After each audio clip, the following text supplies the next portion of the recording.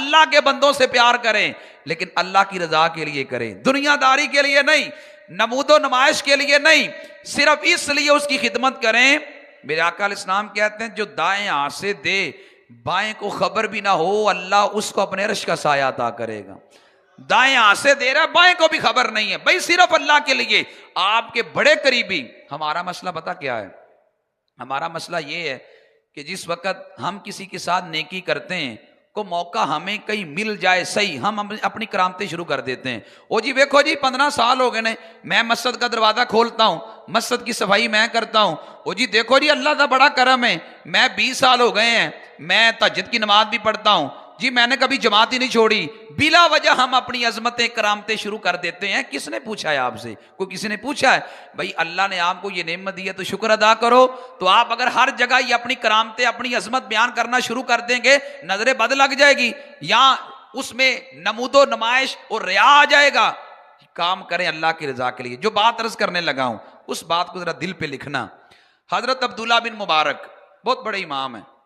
عبداللہ بن مبارک ان کو کہتے ہیں امیر المومنین فی الحدیث، یعنی حدیث میں امیر امام بخاری کے استادوں میں آتے ہیں۔ عبداللہ بن مبارک اکثر طور پہ شہر طرطوس میں آیا کرتے تھے، یہاں سے گزرا کرتے تھے۔ یہاں شہر طرطوس کا ایک علاقہ ہے رکہ، رکہ کے مقام ایک نوجوان بیٹھتا تھا، وہ جب عبداللہ بن مبارک کو دیکھتا نا دوڑ کے آگے بڑھتا اور کہتا ہے حضور ایک مجھے حدیث سنا دیں۔ حضرت عبداللہ بن مبارک اس کو ایک حدیث سنا دیتے، سنیں دل پہ لکھیں اس کو۔ عبداللہ بن مبارک اس کو ایک حدیث سنا دیتے۔ عبداللہ بن مبارک اس سے پیار ہو گیا، نوجوان سے حدیث سنتا تھا۔ عبداللہ بن مبارک نے جب بھی سفر پہ آنا اس کو حدیث بیان کر کے پھر آگے جانا۔ حضرت عبداللہ بن مبارک دن آئے تو نوجوان بیٹھا نہیں ہے۔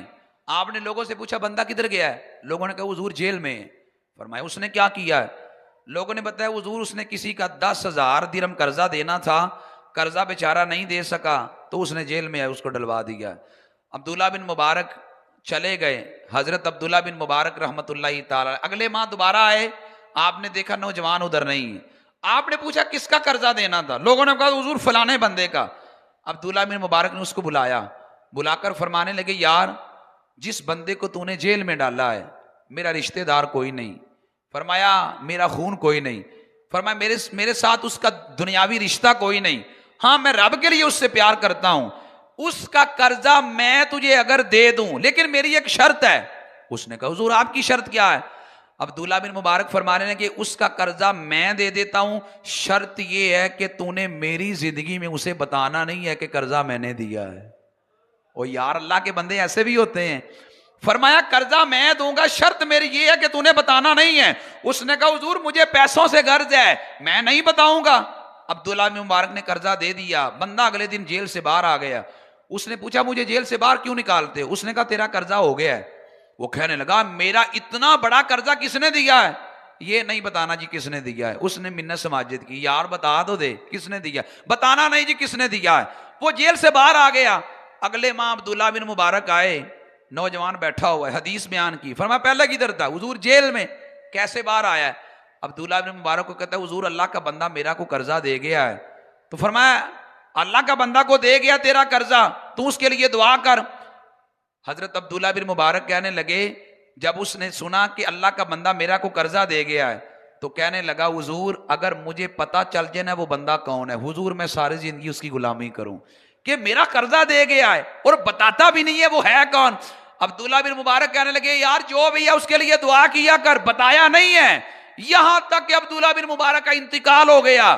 یہ بندہ گیا اس کے پاس جس کو قرضہ دیا تھا، اب بتا دو میرا قرضہ کس نے دیا تھا؟ اس نے کہا یہ جو مرا ہوا بندہ پڑا ہے اسی نے زندگی میں تیرا قرضہ دیا تھا۔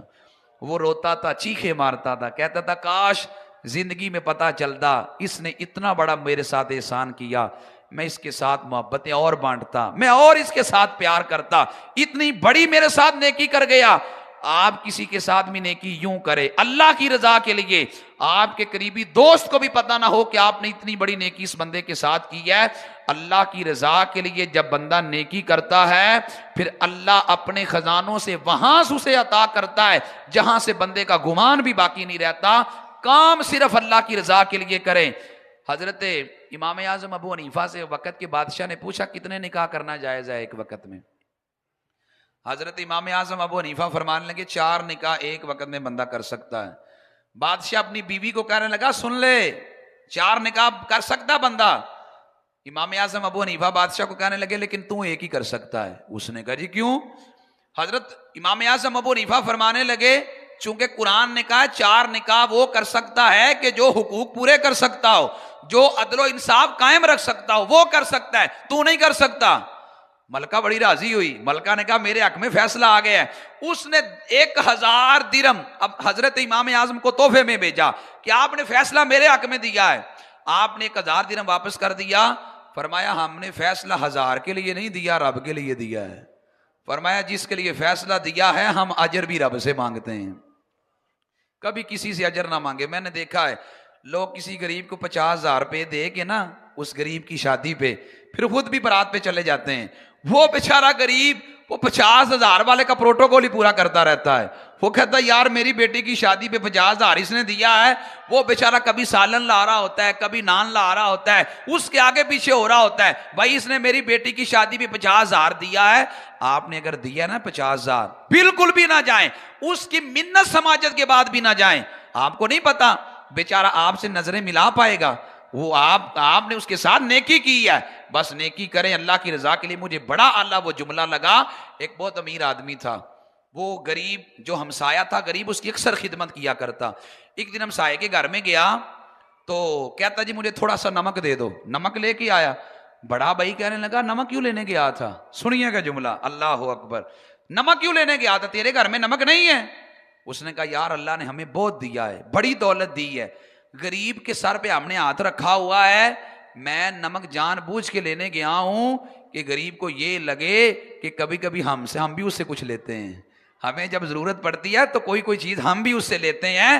وہ یہ نہ سمجھے کہ یہ میرے محسن ہیں، ہم اس سے کوئی چیز کبھی کبھی لیں گے تو وہ یہ سے بھی سمجھے گا یار کبھی کبھی نیکی میں بھی ان کے ساتھ کرتا ہوں کہ غریب کی عزت نفس قائم رہے. آج ہم جب کسی کے ساتھ نیکی کرتے ہیں خدا کی قسم ہم عزت نفس کو کچل کے رکھ دیتے ہیں.